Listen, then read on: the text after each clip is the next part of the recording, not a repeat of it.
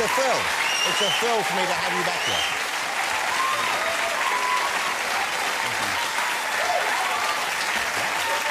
Just get a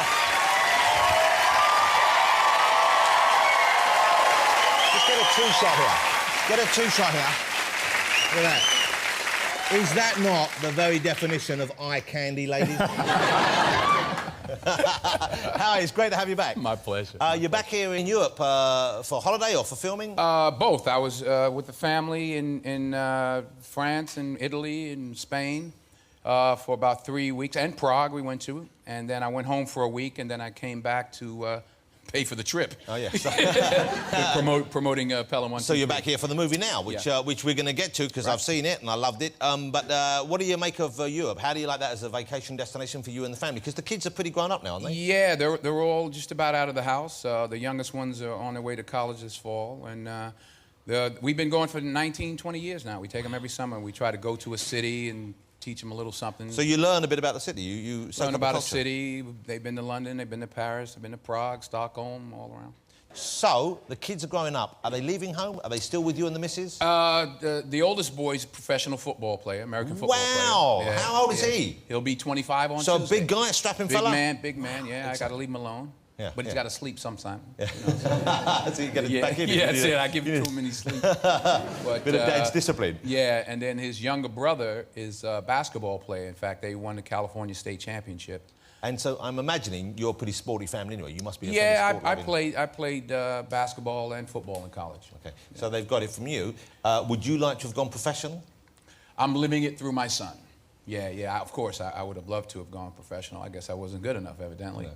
But it worked out all right, you know. And now the daughters, you have twins? No, the twins are a boy and a girl. The twins are a boy and a girl. So my youngest twin is, she's the actress in the family. Wow. She's starting to study theater in university this fall. And now, presumably, though, you know, pretty soon you're going to have an empty house. We will have one this fall. That's, I imagine, quite a hard thing to deal with, isn't it? Yeah, well, you know what? My wife, I left Wednesday night to fly. I've been to Spain, I've been to Berlin, I've been to... where am I? London. I've been to Paris and then here in London the last 5 days. And Wednesday night, my wife freaked out. She was out, she had a meeting, and she came home about 11 and nobody was home. And she went in the house and she said it was making too much noise. The house was creaking or something. So I get a message the next day. I was calling home. I'm like, oh, as soon as I leave, my wife's hanging out all night. Yeah. But I get a message the next day about 1 in the morning saying that she's driving around. She said, oh, hello, I'm just driving around, you know, I'll talk to you tomorrow. I'm like, what is that about? Come to find out, she was driving around the driveway. She was so nervous, she's riding around in the driveway in front of the house. So she didn't want to stay in the house? She slept in the car.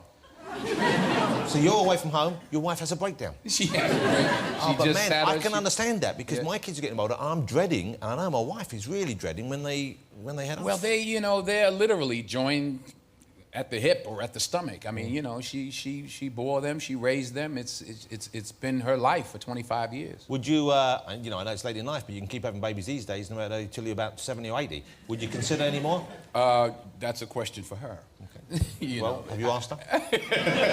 Should we get her on the phone now? She's probably driving around outside. Terrified. Should we please just someone to talk to? No, she said she's done. Okay, yeah, you know what, because it's hard to think of going back to that stage when they're tiny, lovely though it is. Okay, Denzel is back in town because there's a brand new big action movie coming out, and it couldn't have a better cast because you've got Denzel opposite the fabulous John Travolta in this film, and it's great seeing you guys work with each other, spar off each other. How much of an influence on you accepting the part was his involvement in the project? I actually suggested him. So you were already signed on for it? I was signed on, and the first person I thought of was John. I'd never worked with John, and I didn't really know him well. In fact, my wife knows him better than me. And is there a story there we should get into here? No, you know, really a sweet man, and you know, we filmed this last year before this terrible tragedy that he had in his family.